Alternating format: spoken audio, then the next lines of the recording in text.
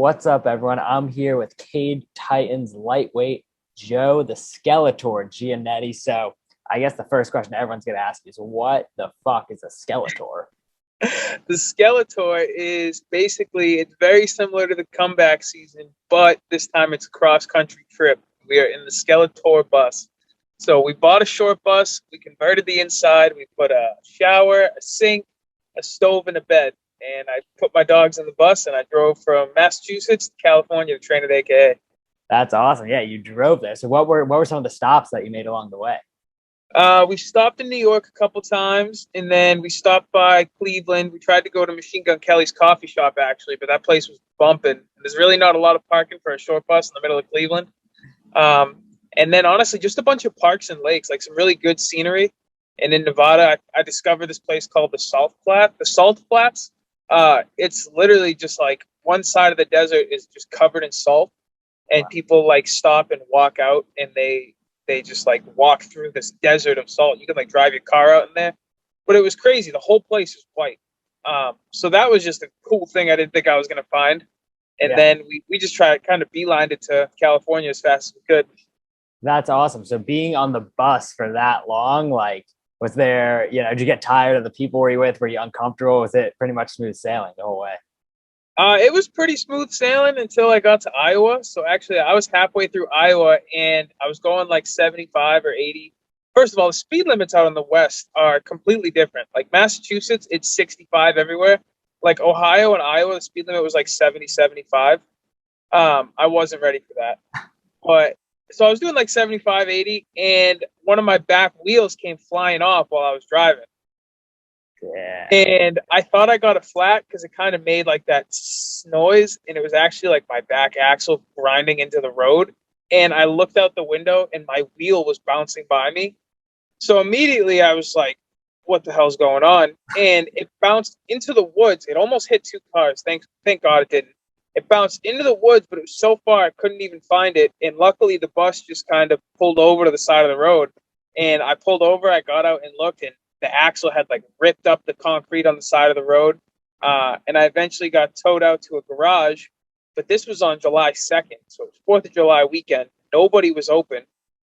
They were closed until the 6th because on the 5th they celebrated the 4th. And then on the 6th they showed up. They fixed everything. They ordered me a new wheel. Because the bus has double wheels in the back, they ordered me two new wheels. But they ordered the wrong ones. So I had to stay for another night. And so this whole 4 or 5 day experience, I'm camping in front of a garage in the bus with my dogs, and I was just walking into town like a mile up the road to get gas for my generator and like food. Luckily, I had enough dog food for them, so I didn't even have to find any food for them. But I was just taking trips in and out of town to like get supplies. Yeah, I feel like one day I can see Dana White being like, so you want to be a fighter? This guy got stuck for 5 days in the middle of Iowa. Yeah, man. I didn't think I was going to be spending that much time in Iowa. But obviously it was like next to the highway, so there was like nothing in sight. It was this little town, and then the garage I was at, and that was it. It was all farmlands. Shit, man. Well, good thing you survived that. Yeah. So you made it to AKA and you're training there now? Yeah, so I got there a couple days later, and I've been here since. I've been here for probably 3 weeks now. I don't know. I've been losing track of time, honestly. It's just like in and out of the gym every day. Yeah. So how has the training been going there compared to where you were at before? It's been going really good, man. I've trained with the Russians before when they're out here, Khabib and all them, but this time I got to train a lot closer. Last time, the only time I trained with Khabib, he was getting ready for Conor, so I was kind of just like his punching bag, trying to be like a long lefty for him to beat up. But this time, whereas he's coaching now and he's got his other guys training, I've been training with them and learning with them instead of being the guy getting beat up. So that's been really cool. And everybody here since the last time I've been here has gotten so much better, and it's been crazy to see that. And I also feel like I've been doing better with these guys, so that just shows that I am improving like I've wanted to in the last year. Yeah, that's definitely a great crew to train with. I think what's Khabib this year as a coach, like 6-0, 7-0. So yeah, I mean they had their 3-0 sweep last weekend at Bellator. Yeah. I mean, he's been doing insane. Yeah, that's awesome. So you said you were one of Khabib's punching bags for what his training for the Conor McGregor fight. what's it like to go with him when he's in war mode like that? What's that experience like? It's a crazy experience for multiple reasons. Like, first of all, he shut down everything. It made me feel like I never trained a day in my life. But at the same time, he's not trying to kill you. You know what I mean? Like, he wasn't trying to like knock me out with punches. He wasn't going too hard, but he was beating me up and dominating me everywhere.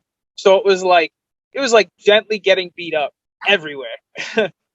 Places where I thought, you know, like maybe I could like slip in a choke here and like try and be sneaky with it. Like he just shuts it all down. And even his stand up, you know, he would have beat me on the feet either way, but I'm trying to be a good sparring partner for him. And I'm thinking like Conor, like, all right, try and bait him and set up a left hand. And I consider my left hand to be pretty decent. And I for sure thought I was going to land it. And I think it's because of the threat of his wrestling. I was hesitant to throw it. And even when I did, he was out of the way and on my legs. So it was just crazy seeing that level gap. And I've trained with world-class guys before. You know, I was on the show in DC and Kane would beat me up and stuff, but they're heavyweights. So I'm like, you know, in my head a little bit, I'm like, okay, they're some of the best of all time, but they're a couple weight classes above me. But going with possibly the greatest of all time in my weight class and just seeing the levels to it, it was just a big eye opener. That is, yeah, that's insane. I mean, you're one of very few people I'd say that gets to say they got to felt that. So that's just so amazing that, you know, you got to experience that. And then you talked about the heavyweights, Kane and DC. There's a big heavyweight fight this weekend with the Lewis Cyril Gane fight. You have any predictions? What do you think's going to happen there? So every bone in my body says Cyril Gane should win. And it's fun. Gane, even I saw it in an interview, and he kind of said the same thing, where he's better everywhere. And I don't think Derek Lewis is his best opponent yet, and neither does he. But Derek Lewis just always seems to have like that one trick in the bag. Like he always is just one step ahead. I mean, his last fight with Blades, he knocked him out after getting kind of dominated, and he said all I needed was to touch him once. He knows where he's good, and he knows how to eventually get the fight to go his way. So maybe he's not the most talented heavyweight, but he fights to his style. So gun to my head, Cyril Gane, but I really won't be surprised if he gets beat up and then Derek Lewis pulls it off somehow. Yeah, no, I know. I completely agree. Like Derek just needs that one punch. It's almost like he's not the most technical guy like Cyril is. I saw a video today. It was like, you know, people who don't watch the sport of MMA, well, they'll just joke and be like, oh, when a guy's got you down, just stand up. But if you've seen the clips of Derek Lewis, he literally just stands right up, like no technique. Yeah, that's all he can think of. He's like, I don't know what to do, so I'm just gonna get up. Yeah, but yeah, I mean, if he lands that right, it's and we've seen him do it so many times, being down in fights, and then just finding a way to connect. But going back to yourself, you tweeted a few days ago saying that you're looking to eat Five Guys after your next fight and that you want them to sponsor you. If anyone from Five Guys is listening to this, they need to sponsor you. Like yeah. What an opportunity. But is that always your go-to meal after a fight? Yeah, for sure. So my big thing is, like, I've always loved eating at Five Guys. It's a fantastic spot. But my first 4 pro fights were at 170 because I couldn't find any fights at 55. And I was training so much and dieting so much that I was too light. Like I was walking around at like 171, 170. It's just too small to be fighting at that weight. So I was eating Five Guys like once or twice a week in fight camp. And like, I'm not talking like just get like a hamburger on the buns. I'm talking like a double bacon cheeseburger with the fries, with the milkshake. And I was still in shape, and I was heavier, and I was lifting, and I felt great, like lifting and then eating that right afterwards. So it was like a food that I really liked that I tell people all the time, like that was actually part of my fight camp. And a bunch of people don't believe me, but I'm like, at 170, I'm eating Five Guys twice a week. That's hilarious. How many Five Guys stops were there on the Skeletor, or were you abstaining because you had a fight coming up? It wasn't a single one, but it was so tempting. And then when I got here, like my first week, I got Chipotle for me and my buddy Duran. And, you know, he was trying to he had actually just pulled out of his fight in the UFC because he was injured. And he was like, yo, grab me something to eat. Like he wanted something good. And I was like, I'm trying to be good, man. I'm trying to fight soon. Let's just get Chipotle. And he was like, all right, fine. And the Chipotle that we pulled up to was right next to a Five Guys. And I immediately had regrets. And I was like, oh, I just want to take a left in there so bad. Yeah, I mean, the willpower that takes, but I mean, good for you, and definitely getting some after the fight. You know what? I hope there's a Five Guys patch on your shorts when you're walking in there. We'll put some work in. I'm going to be wearing the Five Guys hat for sure on the walkout. Yeah, that's awesome. So you're also you're a big Twitch streamer. So tell us about your Twitch streams. What kind of video games do you play? What do you do on there? Yeah, so it's not super serious on Twitch. I got the Evil Army up there with me. And I'm not the best player, but me and my boys, we have a good time, and I try to interact with all the fans. I think it's something that's very easy, and it's not done a lot in the MMA community. Everybody always wants to start a podcast, which I'd love to do eventually too. Everybody wants to start a podcast. Everybody wants to do Instagram lives, but I feel like playing on Twitch is such an easy way to get in touch with fans because it's something that most of them that are watching can relate to because they either like watching people play or they do play themselves, and it's something I enjoy doing. Like if I was to do an Instagram live or a podcast, I wouldn't do it as much as when I stream, because I can't just sit in an office like Joe Rogan does and just like do these podcasts. I would eventually lose my mind. But if somebody says, hey, why don't you go interact with your fans, see what they're thinking, what they're up to, answer some questions. Oh, and you can play video games at the same time. That's heaven. The dream. Yeah, you get that back and forth. What games are you playing on there?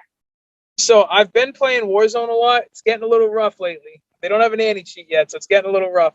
But there's this new game called Splitgate that's been going around, and then I've always just been playing Fortnite. I've been playing Fortnite since I first started streaming. And I used to be really good at it, but like the younger kids now are so good at it that like my skill level is like mid to lower tier now. Yeah. Does it get frustrating playing Fortnite? Like some 10-year-olds kicking your ass, like you just want to fucking like blow your brains out, or do you just get used to it? 100%, especially when their name is like Little Jimmy 2006. And I'm like, you were just born. Like, what? Yeah, you're a professional cage fighter. You got to deal with like, fuck you, you piece of shit, through the mic. Yeah, I rage so bad. Yeah. So last question. It came out recently that in the newest Jackass movie, one of the Jackass guys is going to let Francis Ngannou punch them in the balls. So, like, what would it take for you to let Francis punch you in the balls? I would need to have a couple of years heads up so I can have kids with my girlfriend because I don't know if I'll be able to afterwards. And a lot of money. Like a lot of money. I think I would be vomiting instantly on impact. That sounds like the worst thing they've ever done on Jackass. And God, yeah, you're definitely not having kids after a Francis. No chance. Yeah, well, you're fighting on August 28th, Cage Titans. Last words before the fight? Oh, you cut out for a second. Sorry. I'm sorry.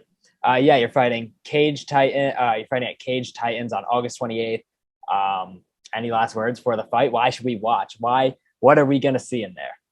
You're going to see a new and improved Skeletor. After my last fight, I did miss weight by 0.2 pounds, and then I did also lose, going on my first 2-fight losing streak. But I made the hard choice of, instead of getting right back on the horse, taking time off competition to just focus on improving. Something a lot of guys in the sport fall off on is focusing on improving. You can focus to get ready for any opponent and beat them, but at the end of the day, are you any better than you were when you got that fight? So this past year has just been focused on improvement, physically, mentally, technically. And after a couple weeks out here at AKA, I can say that I've successfully done that. And since even being at AKA, I've only improved that much more. I came out here before I even had a fight booked, and I've kept improving. And it's all going to show on August 28th. That's amazing. Yep. August 28th. Thank you so much for doing this. This was awesome. After you get it done in August, we'd love to have you back on and talk to you about the win. Hell yeah. Hopefully I'll have some Five Guys in my hand. That's awesome. All right. Thanks so much, man.